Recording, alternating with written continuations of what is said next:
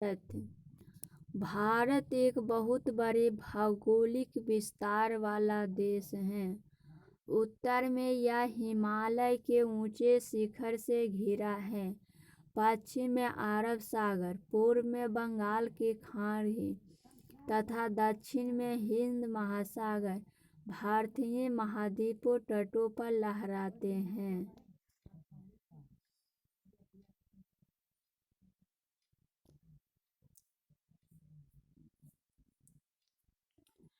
भारत का क्षेत्रफल 32.8 लाख वर्ग किलोमीटर है।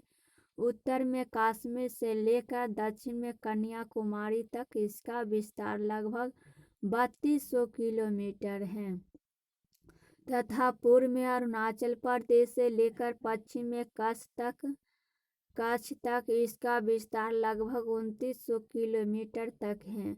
ऊंचे ऊंचे पर्वत, भारतीय महामरुस्थल, उत्तरी मैदान, आसमान, पठारी सतह, तटीय भाग एवं द्वीप समूह स्थल रूपों की विभिन्नता को दर्शाते हैं। यहाँ जलवायु, वनस्पतियाँ, वन्यजीवों के साथ साथ भाषा एवं संस्कृति में भी बहुत भिन्नता है। इस भिन्नता में भी हम एकता को पाते हैं जो हमारी परंपराओं में दिखती है। यही कारण है कि हम एक राष्ट्र में बंधे हैं। वर्ष 2011 से अब तक भारत की आबादी 120 करोड़ से अधिक हो चुकी है। यह चीन के बाद विश्व का दूसरा सबसे अधिक जनसंख्या वाला देश है। स्थिति। भारत उत्तरी गोलार्ध में स्थित है। कर्क रेखा 23°30 उत्तरी देश के लगभग मध्य भारत से होकर गुजरती है। दक्षिण से उत्तर की ओर भारत की मुख्य भूमि का विस्तार 8°4 उत्तर तथा दक्षिण 6 उत्तर अक्षांशों के बीच है। पश्चिम से लेकर पूर्व तक भारत का विस्तार 68°7 पूर्व तथा 97°25 पूर्व देशांतर के बीच है। अगर हम विश्व को पूर्वी एवं पश्चिमी गोलार्ध में बांटते हैं तो भारत की स्थिति किस गोलार्ध में होगी? बहुत बड़े देशांतरीय विस्तार लगभग 29 डिग्री के कारण यहाँ के दो छोर पर स्थित हैं। स्थानों के स्थानीय समय बहुत अधिक अंतर हो सकता था। इस तरह की दूरी पर स्थित दो स्थानों के बीच समय का अंतर लगभग 2 घंटे का होगा। जैसा कि आपने पहले पढ़ा है कि प्रत्येक 1 डिग्री देशांतर के लिए स्थानीय समय में 4 मिनट का अंतर होता है। पश्चिम में गुजरात की अपेक्षा पूर्व में अरुणाचल प्रदेश में सूर्योदय लगभग 2 घंटे पहले होता है। आप पहले पढ़ चुके हैं कि 82°30 पूर्व देशांतर के स्थानीय समय को भारत का मानक समय क्यों माना गया है। इस समयोत्तर भारत को भारत का मानक समयोत्तर भी कहा जाता है। भारत के पड़ोसी देश 7 देशों की स्थलीय सीमाएं इसकी सीमाओं से जुड़ी हैं। चित्र 7.1 से इन देशों के नाम का पता लगाइए। इनमें से कौन कौन से देश हैं जिनकी सीमाएं समुद्र से नहीं जुड़ी हैं? दक्षिण में समुद्र में स्थित 2 द्वीप श्रीलंका तथा मालदीव हमारे पड़ोसी हैं। पाक जल संधि भारत के श्रीलंका से अलग करती है। राजनीतिक एवं प्रशासनिक विभाजन। भारत एक विशाल देश है। प्रशासनिक क्रियाकलापों के लिए देश को 28 राज्य एवं 7 केंद्र शासित प्रदेश में बांटा गया है। दिल्ली भारत की राजधानी है। राज्यों का निर्माण मुख्यतः भाषाओं के आधार पर हुआ। क्षेत्रफल की दृष्टि सबसे बड़ा राज्य राजस्थान तथा सबसे छोटा राज्य गोवा है। राज्यों की जिलों में बांटा गया है। भौतिक विभाजन। भारत में पाई जाने वाली भौतिक आकृतियाँ विभिन्न प्रकार की है, जैसे पर्वत, पठार, मैदान, तट तथा द्वीप समूह। उत्तर में बर्फ से ढका हिमालय संतरी का कार्य करता है। हिम प्लस आलय का मतलब होता बर्फ का घर। हिमालय पर्वत की 3 मुख्य समांतर श्रृंखलाओं में बांटा जाता है। सबसे उत्तर में स्थित श्रृंखला को बृहद हिमालय या हिमाद्री कहते हैं। इसी श्रृंखला में विश्व की सबसे ऊंची शिखर है मध्य हिमालय या हिमाचल हिमाद्री के दक्षिण में स्थित है। बहुत से लोकप्रिय पहाड़ी स्थान यहाँ स्थित हैं। 5 पहाड़ी स्थानों के नाम का पता लगाइए। शिवालिक सबसे दक्षिण में स्थित श्रृंखला है। हिमालय के दक्षिण में भारत का उत्तरी मैदान स्थित है। ये मैदान समतल तथा सपाट है। ये मैदान सिंधु गंगा ब्रह्मपुत्र तथा इनकी सहायक नदियों के द्वारा लाए गए जलोढ़ निक्षेपों से बने हैं। नदियों के ये मैदान कृषि के लिए उपजाऊ भूमि प्रदान करते हैं। यही कारण है कि इन मैदानों में जनसंख्या अधिक है। भारत के पश्चिम भाग में भारतीय महामरुस्थल स्थित है। यह शुष्क गर्म तथा रेतीला स्थल है। यहाँ वनस्पति की मात्रा बहुत कम है। उत्तरी मैदानों के दक्षिण में प्रायद्वीपीय पठार स्थित। इसकी आकृति त्रिभुजाकार है। इसका धरातल काफी ऊंचा नीचा है। इस क्षेत्र में बहुत सी पहाड़ी श्रृंखलाएं तथा घाटियां स्थित है। इसके उत्तर पश्चिम में अरावली श्रृंखला स्थित है, जो विश्व की सबसे पुरानी श्रृंखला है। विंध्य एवं सतपुड़ा भी महत्वपूर्ण श्रृंखलाएं। इन श्रृंखलाओं से होकर नर्मदा तथा तापी नदियां बहती है। पश्चिम की तरफ बहने वाली नदियां हैं जो अरब सागर में गिरती है। इस पठार के पश्चिम में पश्चिम घाट या हिमाद्री तथा पूर्व में पूर्वी घाट स्थित है। पश्चिम घाट का विस्तार एक समान रूप में है, जबकि पूर्वी घाट बीच बीच में टूटा हुआ तथा असमान है। इन पठारों में खनिजों जैसे कोयला एवं लौह आदि की प्रचुरता है। पश्चिम घाट के पश्चिम में तथा पूर्वी घाट के पूर्वी में तटीय मैदान स्थित हैं। पश्चिम तटीय मैदान काफी संकरे हैं। पूर्वी तटीय मैदान अपेक्षाकृत चौड़े हैं। वहाँ पूर्व की ओर बहने वाली कई नदियाँ हैं।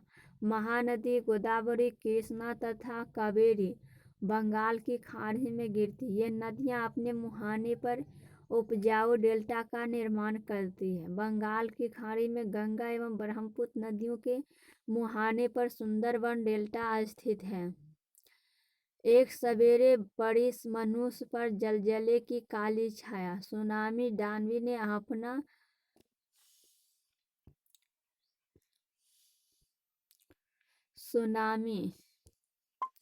एक सवेरे पड़ी मनुष्य पर जलजले की काली छाया। सुनामी दानवी ने अपना प्रलयकारी कहर ढाया। समुद्र में उठा अरुचन, मीलों दूर फैला छाया। प्रकृति के विनाश ने मानव को अपना ग्रास बनाया। विनाश का था विकराल आकार, चारों ओर मचा हाहाकार। कोई नहीं बच पाया। उससे भागे बचाने अपने प्राण हिंद महासागर था। रक्षक अब बना हमारा भक्षक। स्वत निर्गल गया मानव को करके अस्तित्व नष्ट। उठे हजारों हाथ प्रतिक्षण सहायता में पीड़ितों के, यह दिखाने सागर को कि हम वो हैं जो कदापि नहीं डरते। रात थी काली फिर भी आशा की किरणें चमकेगी। फिर जिंदगी करवट बदलेगी, हृदय में खुशियाँ दमकेगी। भारत में 2 द्वीप समूह भी हैं। लक्षद्वीप द्वीप समूह अरब सागर में स्थित है। ये केरल के तट से कुछ दूर स्थित प्रवाल द्वीप है। अंडमान एवं निकोबार द्वीप समूह भारत से दक्षिण पूर्व दिशा में बंगाल की खाड़ी में स्थित हैं। क्या आप जानते हैं कि कौन सा द्वीप समूह वर्ष 2004 में सुनामी से प्रभावित हुआ था? समाचार पत्रों तथा लोगों से बातचीत के जरिए जानकारी प्राप्त कीजिए कि जब सुनामी भारतीय तट से टकराई थी तो किस प्रकार लोगों ने अलग अलग तरीके से इस चुनौती का सामना किया था। सुनामी एक विशाल सागरीय तरंग है जो समुद्र तल पर भूकंप के कारण उत्पन्न होती है।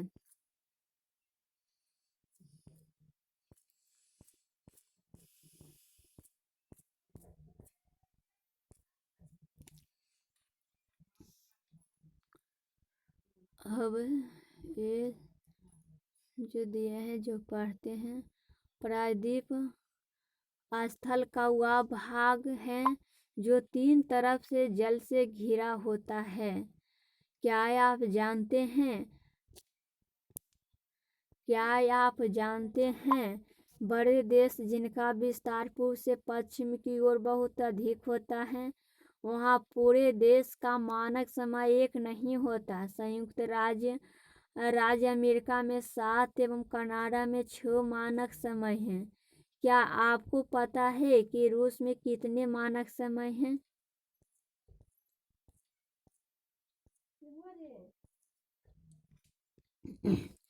जलोढ़ निक्षेप ये नदियों के द्वारा लाई गई बहुत महीन मिट्टी होती है तथा नदी बेसिन में निक्षेपित कर दी जाती है।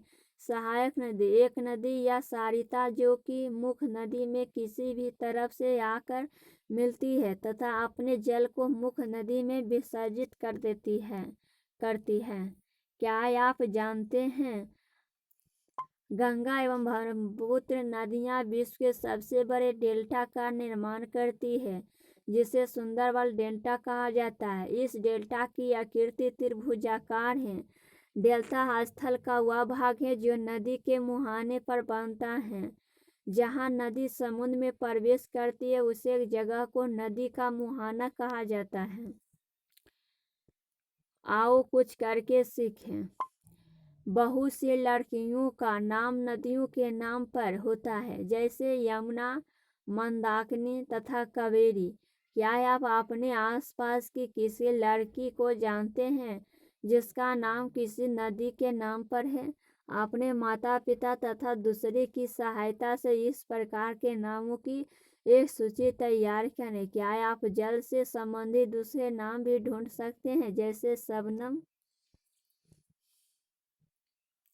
क्या आप जानते हैं परवाल छोटे समुद्र जंतुओं के कंकाल हैं जिसे पॉलिप कहा जाता है। जब जीवित पॉलिप मरते हैं तब उनका कंकाल बच जाता है। अन्य पॉलिप की वृद्धि इन ठोस कंकालों के ऊपर होती है जो बढ़ते बढ़ते काफी ऊंचे होते जाते हैं तथा इस प्रकार परवाल द्वीपों का निर्माण करते हैं। 7.4 परवाल द्वीपों की दिखता है।